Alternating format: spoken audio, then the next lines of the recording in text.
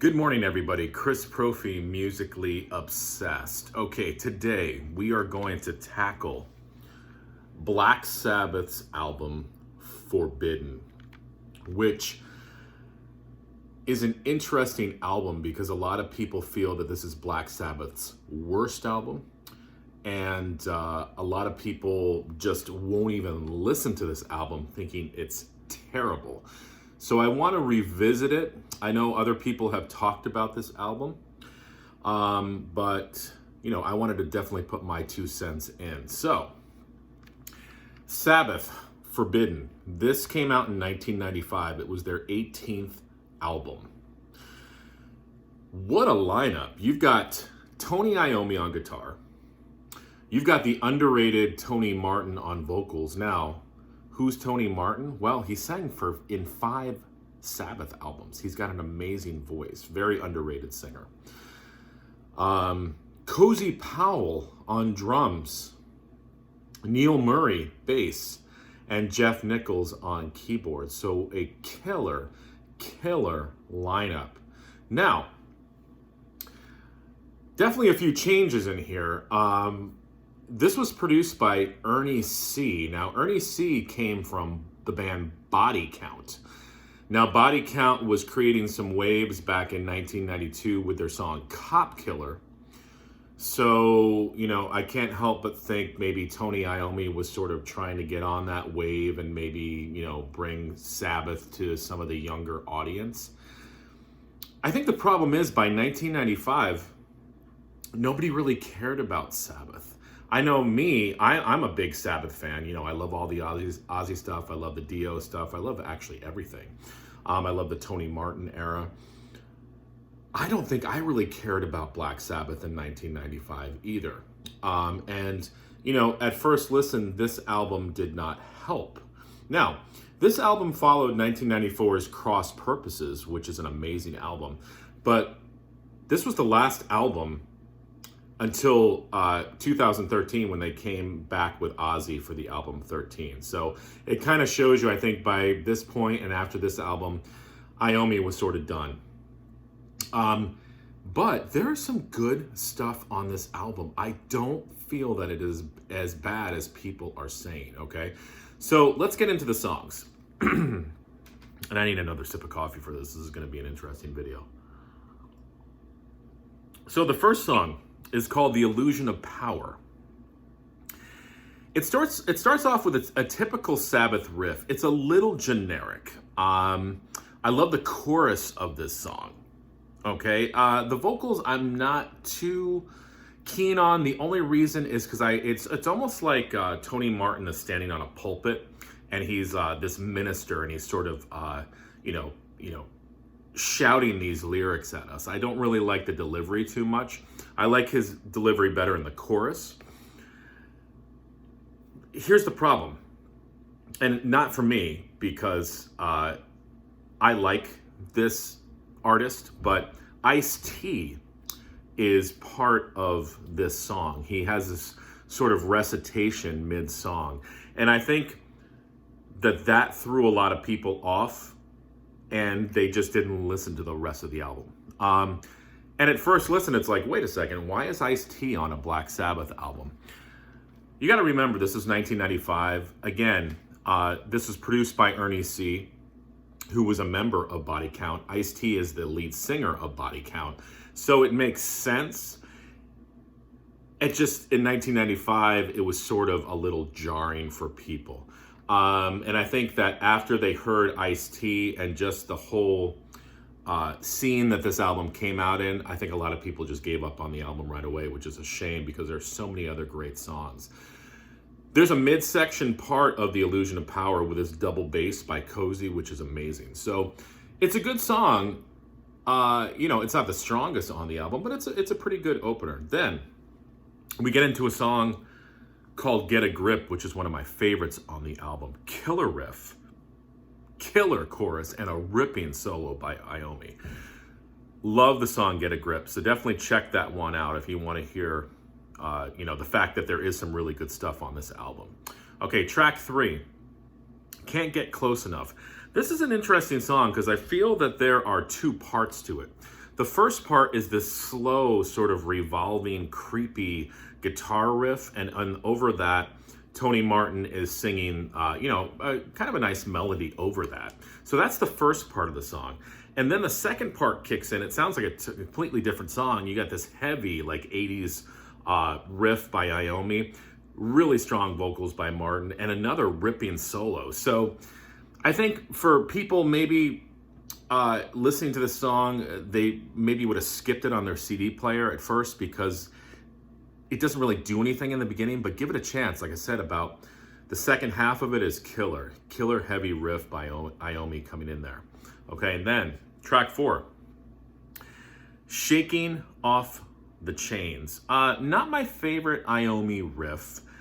I don't like the vocals over the riff either. It sounds a little forced to me. And I don't like Tony Martin's delivery. And again, I'm a fan of Tony Martin. I just don't like his delivery on the beginning of this song. But then it breaks into this maiden section mid-song, and then the song becomes amazing. So it's another one of these songs where the way it starts off, you're kind of like, eh. But then mid-section, when it breaks into that maiden part, you're like, yes. So I almost feel maybe they should have done the maiden thing throughout the whole song. I don't know. I mean, maybe we would have gotten tired of that. But I love the ending. I love the second part of that song. And just like Can't Get Close Enough, I like the second part of that song too. So let's see where we are so far in this, okay? So track 1, The Illusion of Power. Pretty good intro. Not the best song, but pretty good. Ice-T singing on it. Then you got Get a Grip, which is amazing. Then you've got 2 songs, Can't Get Close Enough and Shaking Off the Chains, that have sort of slow intros, but then the song gets better in the second half. Okay, so that's where we're at so far. Then we come into track 5, which is I Won't Cry For You. I love this song. It starts with this very, very pretty Iommi intro. Another great vocal performance by Martin. This song has killer chorus. It's got some bluesy riffs. I feel like this is the first song in the album where we get sort of that bluesy side of Iommi. I think this song is so good. It could have been a single, but unfortunately not in 1995, in 1985. So I think that this song was written 10 years too late. It's a great song. I just don't think people were wanting to hear this type of song in 1995. Again, different circumstances. If you released I Won't Cry For You in 1985, could have really done something for Black Sabbath. Now, we get into a song, track 6, called Guilty as Hell. Great riff. Reminds me of sort of the Headless Cross album. I'm going to use the term majestic. And Iommi is like the king of riffs. And this riff is really, it's just like he's standing on top of a mountain. It's just got this majestic feel to it. The problem is the song doesn't really go anywhere after that.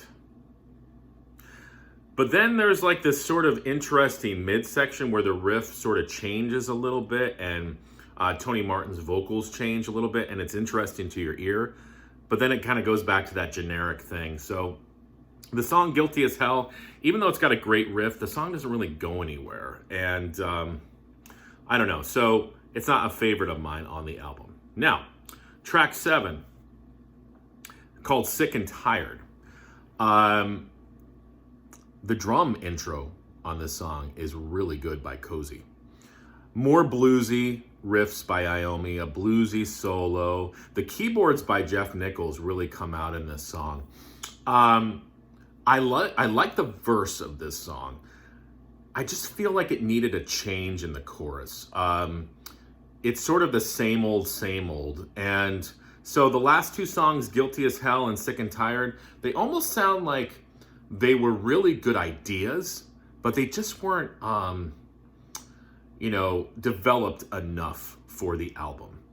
And I feel that that's probably the one downfall of this album for me. I feel like there's a lot of good ideas, but at points in the albums, they just weren't developed enough, okay? But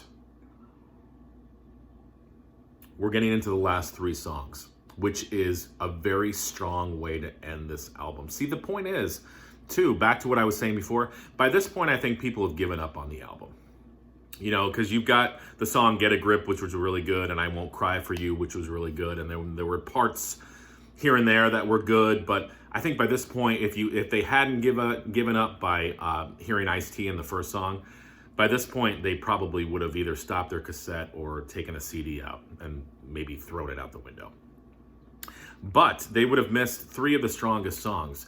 Track 8 is a song called Rusty Angel. Now, am I crazy? Listen to the riff again. It reminds me of Dokken Burning Like a Flame. Did Iommi rip the riff off? I don't know. It's not exact, but there's definitely a Burning Like a Flame vibe, because Burning Like a Flame came out in 87. This came out in 1995, so maybe subconsciously Iommi had Dokken in his head. Regardless, I love this song. Rusty Angels, great, great, great song. Okay. Track 9, the title track, Forbidden. Killer riff. Big riff. Crushing riff. It's got all the elements of Sabbath that you want. Strong vocals, strong riffs, strong playing. Great song. Awesome title track. And then track 10, Kiss of Death. Really great song. It's got a slow intro, slow verses. Again, strong vocals by Martin. Martin is a great singer, very underrated singer. And then you've got this heavy riff that kind of comes in and out. So that's like most of the song. And then you get into the midsection, and you've got these sort of rolling drums by Cozy. And Tony Martin is singing, I am indestructible over this. Okay? And you feel that the song is building. And then towards the end of the song, this monster riff comes out of nowhere. And I've never heard a riff like this by Iommi. And then the song just kicks into high gear. The tempo increases, and it's just like, wow, where did that come from? And that's how the album ends. So very strong ending to the album with Rusty Angels, Forbidden, Kiss of Death. But I'm going to throw in Get a Grip, which is amazing, and I Won't Cry for You. So 10 songs. Out of those 10 songs, I feel like 5 of them are really killer. The other 5, I feel like they needed to be developed a little bit more. But all that aside, this album is not as bad as people say. Is it as good as Sabotage? No. Is it as good as Heaven and Hell? No. Is it as good as Cross Purposes? No. But it's still a really good album. You know, Tony Iommi, Tony Martin, Cozy Powell, Neil Murray, Jeff Nichols. You've got the players on here. Okay, unfortunately, it's 1995. Nobody really cared about Sabbath at this point. There's a couple chances that Iommi took with putting Ice-T on one of the songs and having Ernie C produce it. That kind of worked, but, you know, in a lot of people's eyes, didn't. So, you know, Tony Iommi sort of picked up the pieces, and then by 2013, Ozzy came back, and all was good in the Sabbath household. So where would I rate this album out of 10? Well, Sabotage is my favorite album, so that would be 10 out of 10. But we're not talking about Sabotage. Where would this album be out of 10? You know what? I'm going to give it a 7 out of 10. I think it's a good album. I don't think it's as bad as people say. I like a lot of the stuff that's happening on this album. I really like 5 out of the 10 songs. But the other 5 songs, there's really good elements of those too. So, yeah, I'm giving it a 7 out of 10. And I'm giving love to Tony Martin. I love him as a vocalist. I love him as a front man. I really think, you know, he was a part of Sabbath when nobody really cared about Sabbath. So that must have been really difficult for him to be a front man of a band that maybe wasn't even as relevant, wasn't relevant at the time. I feel like that would be tough as a singer myself, to be trying to front a band and to promote music that maybe people didn't feel was very relevant. So that must have been tough for Tony Martin, but I think he did a killer job in all the albums he sang in. So the bottom line is, give Forbidden another listen. It's not as bad as people say. I've got the CD version. I don't think there was ever a vinyl version, but you guys can correct me if I'm wrong. It's actually, I think, kind of tough to find the CD version now. I like it, though. I'm going to jam it in my car today. I jammed it the other day, and I enjoyed it. So, listen, enjoy the rest of your day, and listen to Tony Martin sing Sabbath. All right, guys. Bye.